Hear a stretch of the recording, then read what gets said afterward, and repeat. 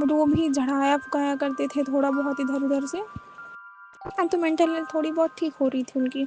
नमस्कार दोस्तों, स्वागत है आपका देसी स्पूक पे, जहां हम बात करते हैं हॉरर, माइथोलॉजी और रियल लाइफ हॉरर इंसिडेंट्स के बारे में। आज का जो रियल लाइफ हॉरर इंसिडेंट आया है वो आया हमारे एक सब्सक्राइबर के थ्रू, जिन्होंने हमें पहले भी स्टोरी भेज रखी है। इस कहानी के लिए उनका नाम हम मोनिका रखेंगे। ये कहानी है एमपी की।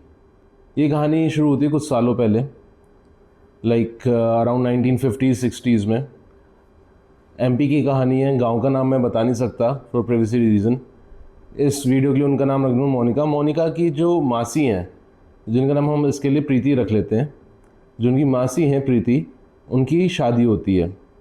तो जो मोनिका के मासा जी हैं, जो प्रीति के हस्बैंड हैं, और इस कहानी के लिए उनका नाम हम अरुण रख देते हैं। अरुण, जो कि मोनिका के मासा जी हैं, उनकी ये सेकंड मैरिज थी। जो फर्स्ट मैरिज थी वो कुछ टाइम चली, फिर उनकी वाइफ की डेथ हो गई। अब आप सोच रहे होंगे कि क्यों वो सेकंड मैरिज के लिए उन्होंने प्रीति को किया। तो जो अरुण जी के फादर थे, वो प्रीति के फादर को बहुत अच्छे से जानते थे, और उन्होंने बोला कि ये जो प्रीति है मेरी बेटी की दोस्त थी, और इन लोगों का एक बच्चा है प्रीति से, जो पहले उनकी वाइफ थी, उनका एक 6 महीने की बच्ची है। और वो कह रहे हैं कि अब वो प्रीति की फ्रेंड तो रही नहीं, तो प्रीति अगर शादी कर लेगी तो कम से कम बच्ची को माँ का थोड़ा बहुत प्यार मिलेगा, और कम से कम ये होगा कि कोई और सौतेली आए जो प्यार भी ना करे और मारपीट करे, उससे बेटर है वो आए जिसको हम जानते भी हैं। तो प्रीति के फादर ने सोचा कि यार ठीक है, एक बच्चे को भी मिल जाएगा और प्रीति भी सेटलअप हो जाएगी, तो शादी करा दी। शादी कुछ टाइम तो सब बढ़िया चलता रहा, सब अच्छा चल रहा था, कभी कोई दिक्कत नहीं हुई। बट जो प्रीति के हस्बैंड थे अरुण, वो धीरे धीरे मेंटली अपसेट हो रहे थे, और उनका स्टेज मेंटल अपसेट होने का बढ़ रहा था। तो पता करवाया तो पता लगा जो उनकी वाइफ थी, प्रीति की जो फ्रेंड थी, जो फर्स्ट वाइफ थी अरुण की, वो एज स्पिरिट, एज भूत उनको दिखने लग गई थी और उन्हें परेशान करती थी। तो उन्होंने सोचा कि यार कुछ नहीं, घर किलवा देते हैं, धागे वागे बंधवा देते हैं। सब कर लिया। उसके बाद थोड़ा टाइम बेटर चलता रहा, सब अच्छा चल रहा था। पर कहते हैं ना, कोई चीज़ लंबी नहीं चलती, ये भी लंबा नहीं चला।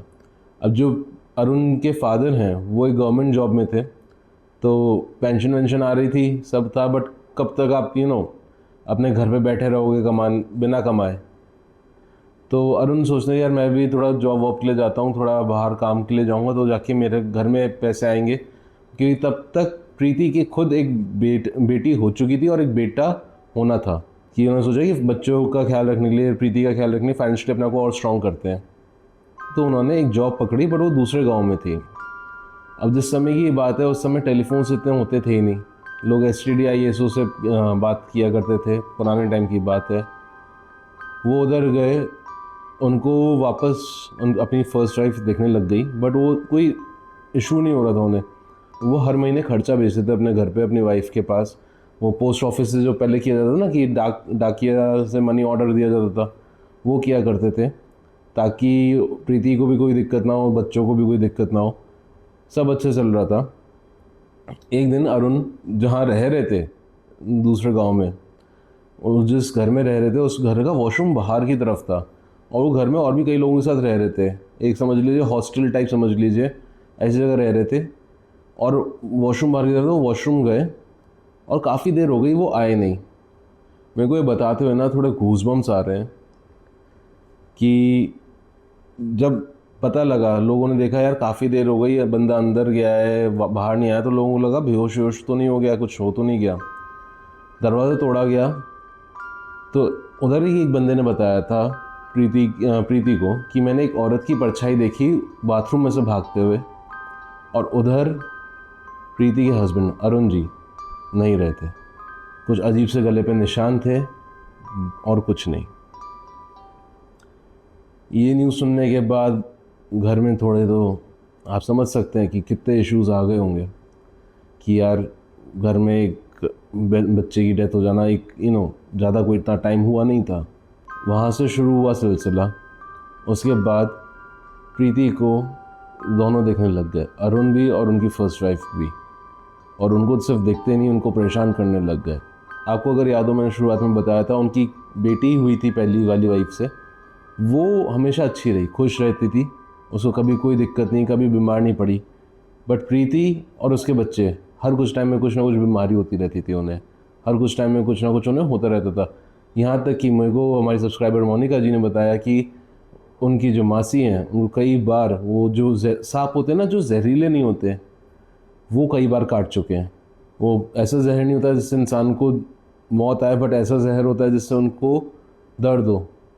कुछ टाइम बाद की बात है, घर में डिवाइडेशन हुए जहाँ प्रीति रह रही थी। तो जो उनके ससुर जी थे, उन्होंने प्रीति को एक दूसरा घर करवा दिया, जो कि गांव से थोड़ा बाहर था और उस तरफ थोड़ा जंगल लगता था। उन्होंने सोचा कि अभी डिवाइड करके दूंगा, ये उसके बच्चे बड़े होंगे, सब होगा और आगे भी जनरेशन्स चल लेंगी। प्रीति के पास एक गाय थी। वो एक दिन गाय को लेके गई होंगी और वो गाय अचानक से भागी, बहुत तेज़ भागी, भाग कर गई सीधा एक शमशान घाट में, और शमशान घाट से उसको पकड़ के लेके आए वापस। लेके आए, उसके बाद जब दूध निकालने की कोशिश करी, दूध ना निकले। फिर जो गाय का बछड़ा था उसको दूध पिलाने की कोशिश करी, तो आप जानते हो ना, गाय की थन में से दूध की जगह रेड कलर का ब्लड और पस निकल रहा था। मतलब कोई चीज़ उनके साथ उस गाय पे अटैच होके आ गई उधर से। फिर वो झाड़ा फुकवाया, गाय के पास लोबान जलवाया, 1 हफ्ते तक उसको किया, तब जाके वो गाय नॉर्मल हुई और उसका सारा दूध का सब ठीक हुआ।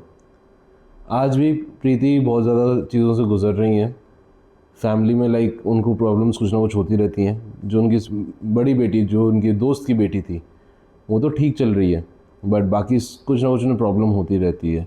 और आज भी उनको अपने हस्बैंड अरुण और उनकी फर्स्ट वाइफ कहीं ना कहीं दिखते रहते हैं। तो ये कहानी जब मेरे पास आई, मैंने पूछा कि आप लोगों ने कोई इलाज किया? कहते हैं हम लोगों ने सब कुछ इलाज करके देख लिया, बट कुछ ना कुछ होता है। कभी तावीज़ बंधवाते हैं, तावीज़ टूट जाते हैं, घर खिलवाते हैं, पता नहीं क्या हो जाता है, घर के बाहर जाते हैं तो होता ही होता है। ये हालत है। जो मोनिका है वो अपनी मासी के घर नहीं जाती डर के मारे।